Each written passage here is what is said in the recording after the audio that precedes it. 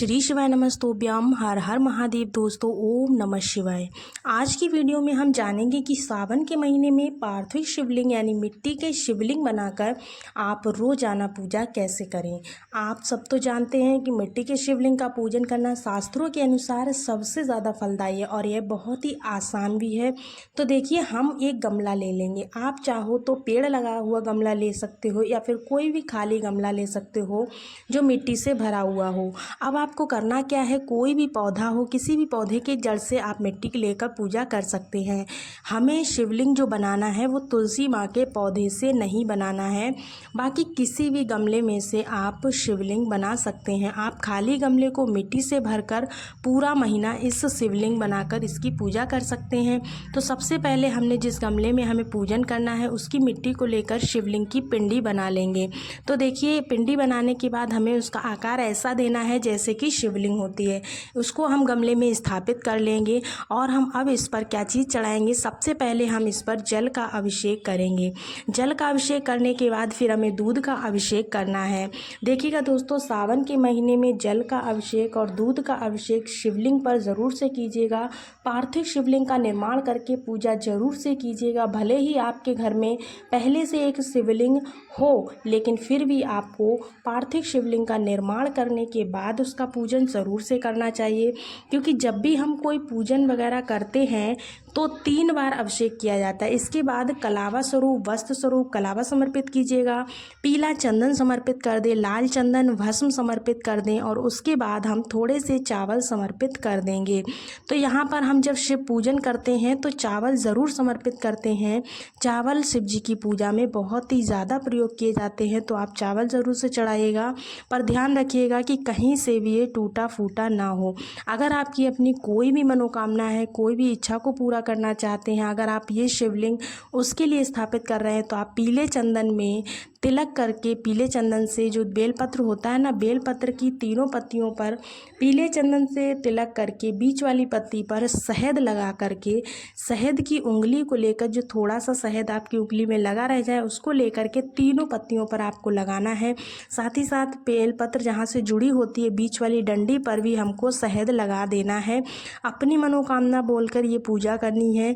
जो भी मनोकामना होगी आपकी बहुत जल्द से जल्द पूरी हो जाएगी। बहुत प्यारा सा प्रयोग है जो कि आपको ज़रूर करना चाहिए सावन के महीने में। दोस्तों, इस तरीके से हमें शहद लगा करके अपनी मनोकामना बोलते हुए इस उपाय को ज़रूर से करना। अगर आप ऐसा करते हैं तो आपके जीवन की जो भी दुविधा है दूर हो जाएगी। सफ़ेद फूल ज़रूर से समर्पित कीजिएगा। अगर आपके पास सफ़ेद फूल नहीं है, कुछ और कोई और कलर का फूल है तो भी आप उसको समर्पित कर सकते हो, कोई दिक्कत की बात नहीं है। शिवलिंग में सावन के महीने पर शिवलिंग में आप एक बेलपत्र तो ज़रूर से समर्पित करें, दक्षिणा ज़रूर समर्पित करें। फिर हम भोग प्रसाद समर्पित करेंगे। जो भी आपने भोग बनाया हो वह समर्पित करें। नहीं तो आपके पास बतासे या चीनी का भी भोग आप लगा सकते हैं। ऋतुफल समर्पित कर सकते हैं। ऋतुफल ना हो तो आप चीनी से भी भोग लगा सकते हैं। इसके बाद में आपको क्या करना है, अब हम देसी घी का दीपक एक लेकर जाएंगे जिसको हमें यहाँ पर प्रज्वलित करना होगा। भगवान शिव की पूजा में देसी घी का ही दिया लगाया जाता है। फ्रेंड्स, सावन के महीने में भगवान शिव पर बेलपत्र जरूर समर्पित कीजिए। आक धतूरा आपके पास है तो आप समर्पित कर सकते हैं। अगर नहीं है तो खाली आप 1, 3, 5, 7, 21 जितने भी बेलपत्र आपके पास भी है आप डेली समर्पित करें।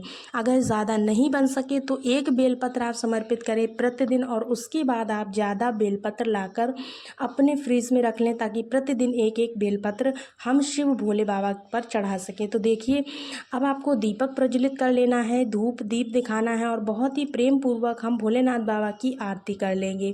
बड़े ही प्रेम के साथ, श्रद्धा के साथ हमें आरती करनी है। जो दीपक जलाया हुआ है आप उसी दीपक से आरती कर सकते हैं, कपूर से आरती कर सकते हैं या फिर आप धूप बत्ती से भी आरती कर सकते हैं। प्रेम से, भाव से हमें आरती करना है, हाथ जोड़ना है, अपनी गलतियों के लिए क्षमा याचना करना है और अपनी मनोकामनाओं को पूर्ण करने के लिए प्रार्थना करनी है। तो इस तरह से हमें रोजाना पार्थिव शिवलिंग बनाकर पूजन करना है। देखिए, पूजा करने के बाद हम हाथ जोड़ लेंगे। अगर कोई भी मनोकामना आपकी है तो पार्थिव शिवलिंग के निर्माण किया है तो आप वह अपनी कामना बाबा के आगे ज़रूर बोलेंगे और अपनी कामना को शिखर पूरा करने के लिए उससे प्रार्थना करेंगे भोले बाबा से। अब आपको क्या करना है, पूजा आपकी संपन्न हो जाए, पूजा संपन्न करने के बाद हमने जो भोग चढ़ाया था वो भोग प्रसाद वहाँ से उठा करके सभी में बांट देंगे, ठीक है ना।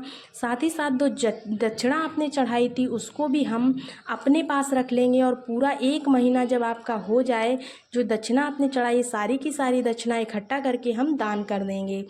इसके बाद में दक्षिणा रखने के बाद में अब आपको क्या करना है, जब सावन खत्म होने के बाद हम पंडित जी को ये दान दे देंगे। इसके बाद जब दीपक आपका शांत हो जाए तब हमें शिवलिंग का विसर्जन करना होता है। जो शिवलिंग हमने बनाया है उसका विसर्जन करना है। दीपक शांत हो गया है, उसके बाद हमें गमले में जल डाल देना है और जल डाल करके जो शिवलिंग बनाया है ना उसका विसर्जन कर देना। आप यह विसर्जन पूजा के 1 घंटे बाद 2 घंटे बाद जैसा भी आपका दीपक शांत होता है आप तभी कर सकते हैं।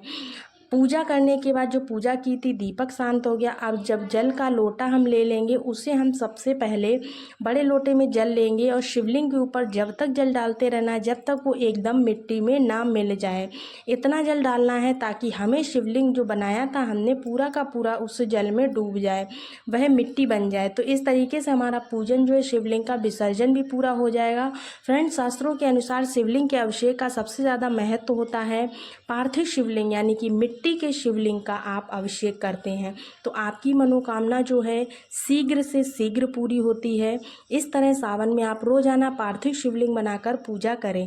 ज़्यादा समय नहीं है तो विसर्जन में भी कोई ज़्यादा झंझट नहीं है, लेकिन अगर आप रोजाना पार्थिव शिवलिंग नहीं बना सकते हैं तो कम से कम सावन के सोमवार के दिन मिट्टी के शिवलिंग बनाकर पूजन जरूर करें। पार्थिव शिवलिंग की प्रतिदिन पूजा करने से सबसे सरल वीडियो है।